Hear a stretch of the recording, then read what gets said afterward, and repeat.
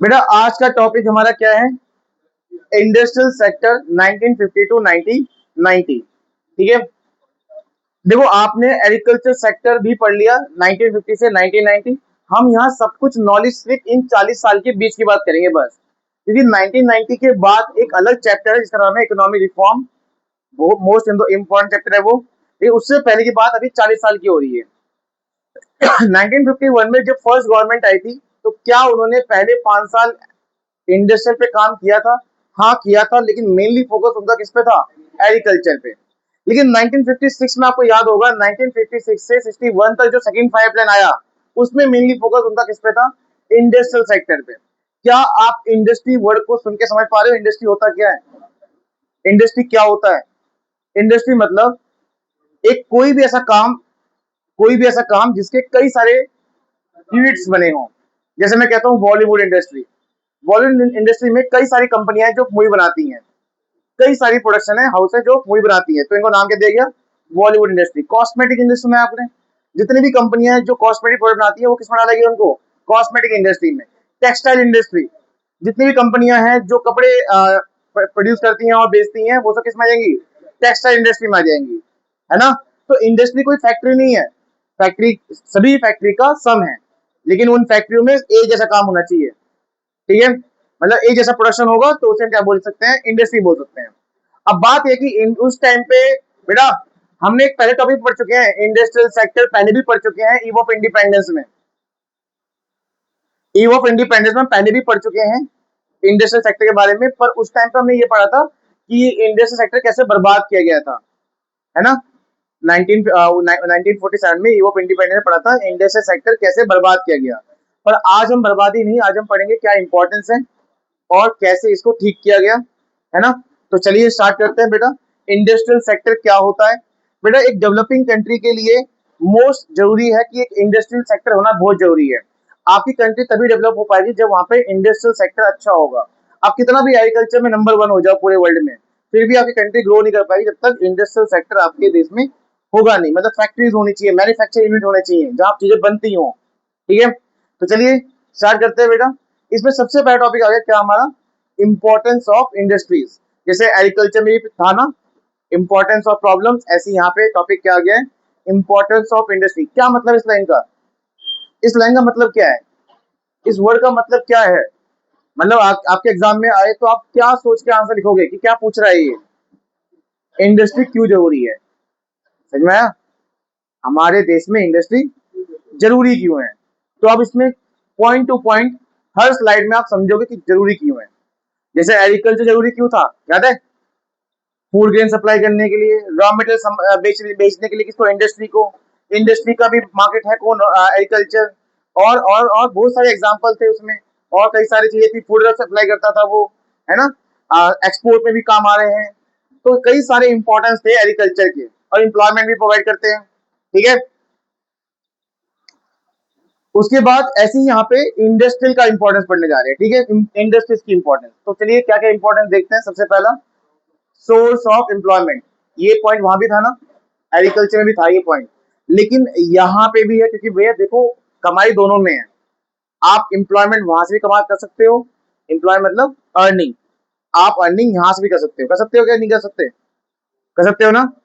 तो बेटा आप मैन्युफैक्चर सेक्टर से भी कमा सकते हो। अच्छा बताओ बेटर कौन सा है, एग्रीकल्चर या मैन्युफैक्चर सेक्टर? क्यों वो ये बेटर क्यों है कमाई के मामले में? क्या? देखो ज्यादा प्रॉफिट दे सकता है, प्रॉफिट तो वो भी देता है, लेकिन एक फायदा यहाँ पे पूरे साल आपकी इनकम हो सकती है। पर वहां वहां पे सीजनल इनकम हो सकती है आपकी, है ना? अगर यहाँ पे कोई बंदा जॉब करता है तो उसको पूरे साल ही इनकम आती रहेगी, अगर इंडस्ट्री में जॉब कर रहा है, किसी फैक्ट्री में जॉब कर रहा है तो। ठीक है बेटा, तो सोर्स ऑफ एम्प्लॉयमेंट है, अच्छा सोर्स है कमाई का। इंडस्ट्री प्रोवाइड करता है employment which is more stable then a employment in agriculture. ज्यादा स्टेबल है कहाँ की एम्प्लॉयमेंट? इंडस्ट्रियल एम्प्लॉयमेंट ज्यादा स्टेबल है। अच्छा इसके बाद में क्या लिखा हुआ? It can be gain can employed only in occupation outside agriculture. इसका मतलब क्या है बेटा बताता हूँ। अच्छा एक बात बताओ, आपने एक पॉइंट पढ़ा था एग्रीकल्चर में कि एक खेत पर अगर 5 लोग वर्किंग में हैं, 5 लोग काम कर रहे हैं, या 10 लोग काम करें, प्रोडक्शन बढ़ जाएगी क्या? प्रोडक्शन बढ़ जाएगी। अच्छा ये ऐसा होता है रियल लाइफ में? नहीं होता?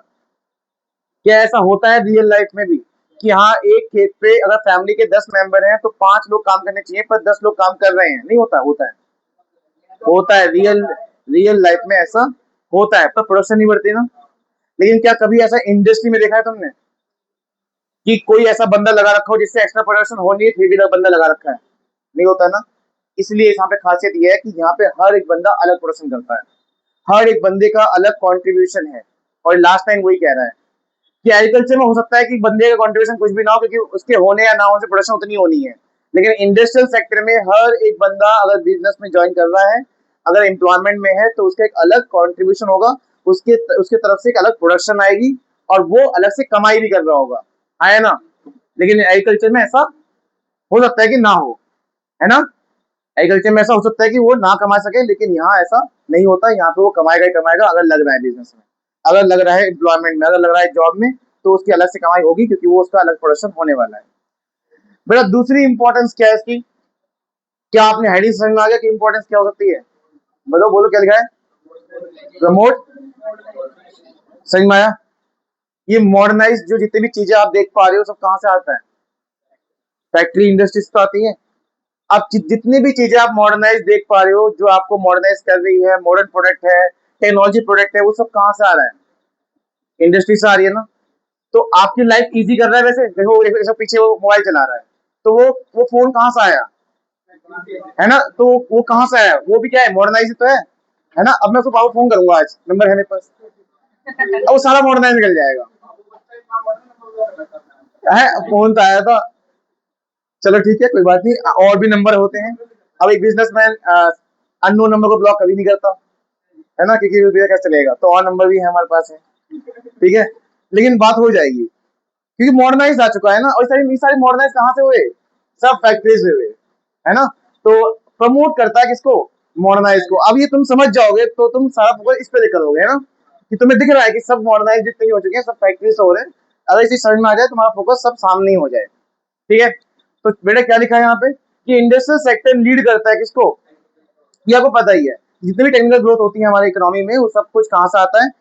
सेक्टर से आता है ना। इंडस्ट्रियल सेक्टर के कभी भी आप मॉडर्नाइज चीजों को अचीव नहीं कर पाओगे। So for growth of economy, अगर इकोनॉमिक ग्रोथ चाहिए, अगर चाहिए आपको होना चाहिए, तो must be produce technical product.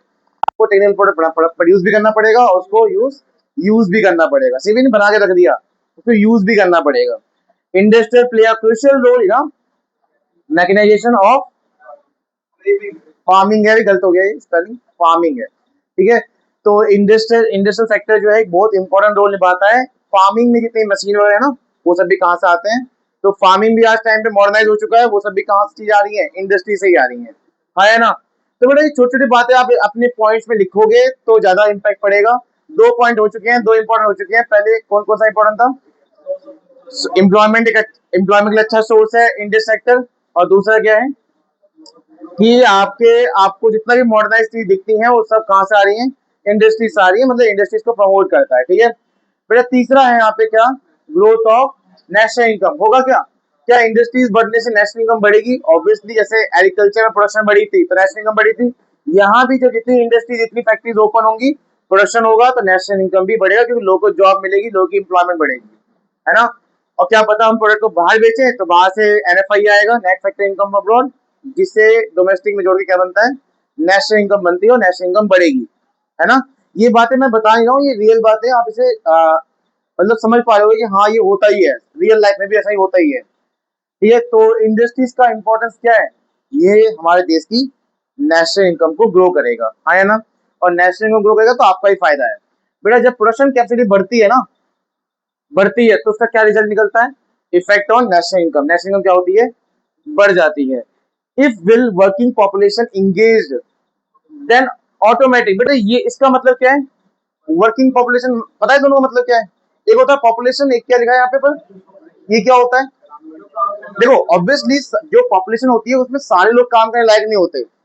18 से नीचे हम बोलते नहीं है कि लोग काम करेंगे, और 60 से ऊपर के नहीं होते। तो 18 से लेकर 60 तक उस पॉपुलेशन में, 18 से लेकर 60 तक, चाहे वो मेल हो या फीमेल हो, उन सबको क्या बोला जाता है? अगर ये सारे वर्किंग पॉपुलेशन काम करने में लग जाए, एक होता है वर्किंग पॉपुलेशन में भी होता है कि यार कुछ लोग काम कर रहे हैं और कुछ नहीं कर रहे, लेकिन अगर सारे सारे किस में लग जाए, इंगेज हो जाए प्रोडक्शन में, तो ऑटोमेटिक आपकी नेशनल इनकम क्या हो जाएगी, बढ़ जाएगी, क्योंकि ऑब्वियसली काम कर रहे हैं तो नेशनल इनकम तो बढ़नी ही बढ़नी है। ठीक है बेटा, चलिए इसके बाद आता है क्या, जीडीपी बेटा तीनों सेक्टर से बनती है, एग्रीकल्चर से भी, मैन्युफैक्चर से भी, मतलब इंडस्ट्रियल सेक्टर से भी, और सर्विस सेक्टर से भी बनती है। आया ना? तो जब हमने ये पॉइंट वहां भी पढ़ा हुआ है एग्रीकल्चर में, ये भी था वहां पे कि शेयर जीडीपी में इसका अच्छा खासा कॉन्ट्रीब्यूशन है, वहां लिखा था कॉन्ट्रीब्यूशन इन जीडीपी, एग्रीकल्चर वाले टॉपिक में, और यहाँ पे वही वही बात है, कॉन्ट्रीब्यूशन इन जीडीपी या शेयर इन जीडीपी, बात एक ही है कि एक देश की जीडीपी में इंडस्ट्रियल सेक्टर का काफी अच्छा खासा कॉन्ट्रीब्यूशन है और शेयर है। मेरे यहाँ पे कुछ डाटा दे रखा है कि 1950-51 में कितना परसेंट था, अच्छा उस टाइम पे 50% एग्रीकल्चर का था, याद है आपको? 1951 में पूरे देश की जीडीपी में एग्रीकल्चर कितना था, 50%, और इंडस्ट्री कितना है, 16%। लेकिन हम बाद में आए थे कि भैया एग्रीकल्चर का परसेंटेज घट गया था, पर प्रोडक्शन बढ़ी थी, पर घट गया था क्योंकि बाकी लोग बाकी सेक्टर ग्रो कर रहे थे, ग्रो करे कराए ना ग्रो, 11-12 में कितना हो गया, 30 पर, मतलब एग्रीकल्चर का परसेंटेज कम होने के बाद भी उसकी प्रोडक्शन ज्यादा है, यहाँ तो परसेंटेज बढ़ रही है, तो इसमें कितना ग्रोथ हुआ होगा, बहुत ज्यादा ग्रोथ हुआ होगा ना।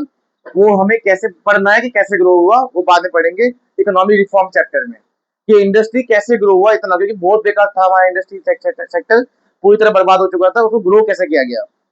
चलिए एक और इम्पोर्टेंस क्या है, एग्रीकल्चर को मॉडर्नाइज कौन कर रहा है आज टाइम पे, फैक्ट्रीज इंडस्ट्रीज ही कर रही है।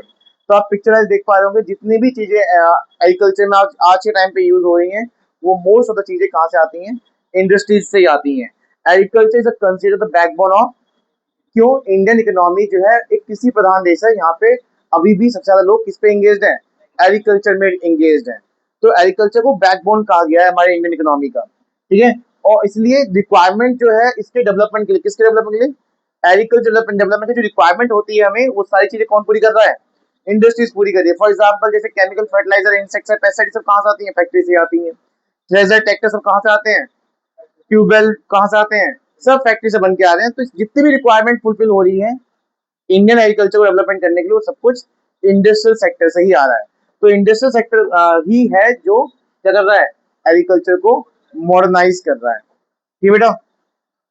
और एक लास्ट, एक्सपोर्ट बढ़ा रहा है, ये चीज वहां भी एग्रीकल्चर में पढ़ा था हमने कि ये हमारे देश के एक्सपोर्ट में अच्छा खासा कॉन्ट्रीब्यूशन है, और ये बढ़ा भी रहा है हमारे एक्सपोर्ट को। तो बताओ कितने इंपॉर्टेंस पढ़े हमने। पहला इंपॉर्टेंस याद है क्या था, सोर्स ऑफ एम्प्लॉयमेंट, अच्छा खासा सोर्स है ना, स्टेबल जॉब है। दूसरा क्या था, वो तो याद होगा होगा, ठीक है, क्या पीछे वाला क्या था, प्रमोट मॉडर्नाइजेशन, तो देखो ऐसे याद होता है, प्रमोट मॉडर्नाइजेशन। तीसरा क्या था, क्या ना क्या, source of growth of national income, national income बढ़ गई, ठीक है। उसके बाद शेयर, जीडीपी में अच्छा खासा शेयर है, इसका कंट्रीब्यूशन है। उसके बाद फार्मिंग का मॉडर्नाइजेशन हुआ, उसकी उसकी में कंट्रीब्यूशन इंडस्ट्रियल सेक्टर का ही है। और लास्ट एक्सपोर्ट बढ़ गया, है ना बेटा। नेक्स्ट टॉपिक जो है वो है क्या, पीएसयू, नेक्स्ट पार्ट में करेंगे इसको।